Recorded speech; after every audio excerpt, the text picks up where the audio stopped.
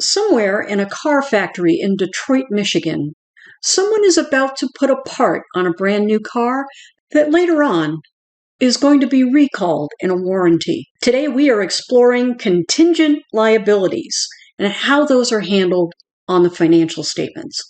Welcome to Accounting How To. I'm your host, Carolyn Grimm, and that is my sidekick, Terrence. And we are here to put the fun in accounting fundamentals. So when we are talking about contingent liabilities, we're talking about something that hasn't happened yet.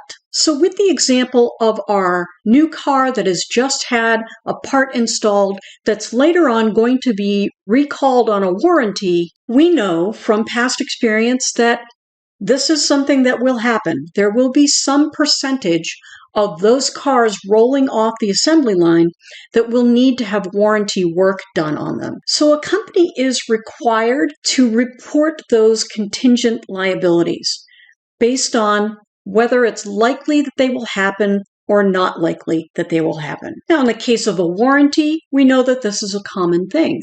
And in accounting terms, we look at this in terms of, is it probable? Is it reasonably possible?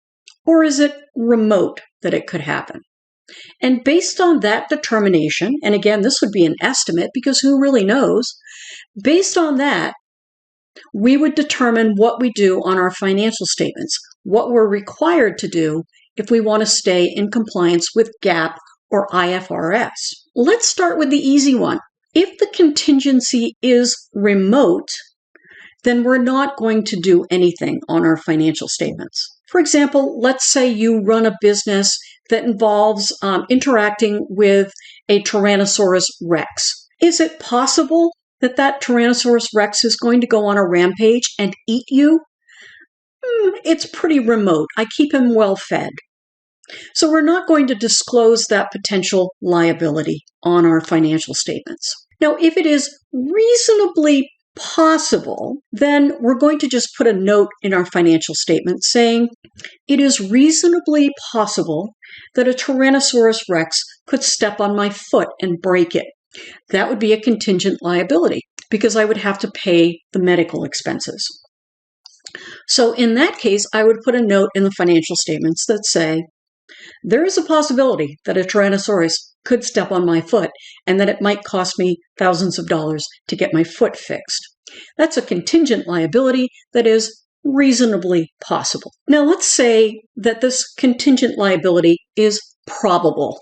It's probably going to happen. So then I need to determine that if it is probable that this event is going to happen, my foot is going to be broken by a Tyrannosaurus Rex stomping on it, then I need to do one of two things. If I can make an estimate of what that's going to cost me, then I'm going to both disclose that liability and I'm going to record it. So I would do a journal entry that would reflect the possibility that this liability is going to occur. And I would also say in the notes that this is a thing that could happen and we're estimating it's going to cost this much. If the contingent liability amount is not able to be estimated, then I'm going to not record it. I'm just going to disclose it. So it all comes down to what is the probability? And if it is probable, can we estimate the cost or can we not estimate the cost? If it's probable or it's reasonably possible, then we're always going to disclose it. The only time that we are going to record it would be if we can estimate that loss for something that's probable. Now, here's an example from Amazon. This is from a filing with the SEC that Amazon did, and you can see that these are all legal proceedings that are being brought against Amazon. And every one of them, they're giving details. They are disclosing this in their financial statements, and they're saying, this is what's going on. We have an action that's being brought against us by this company. This is what they're claiming. And then they always end with, we intend to defend ourselves vigorously in this matter. But what they're doing here is they're covering their backs. They're saying, okay, there's a thing going on. We don't think anything's going to come of it, but just in case it does, we're letting you know that we may have to spend some company funds to pay the settlement of a lawsuit. So that way the stockholders are not going to get a big nasty surprise later on when they're told, oh, by the way, we got to pay $500 million to some company somewhere for something that we did. So it's a way of keeping them honest. It's a way of keeping the stockholders in the loop that this is a thing that could happen. And the only time we're going to actually do a journal entry would be something like warranties, for example. So we know from past experience with our company that 0.03% of all of the cars that we manufacture are going to need some sort of warranty work. And so we can estimate that. It is probable, and we can estimate it. So in that case, we would debit an expense like warranty expense, and we would credit warranty payable for a certain percentage that we can estimate. And then as warranty work is done, that contingent liability for warranties payable would be reduced over time. And it's similar to what we did with the allowance for doubtful accounts with bad debts.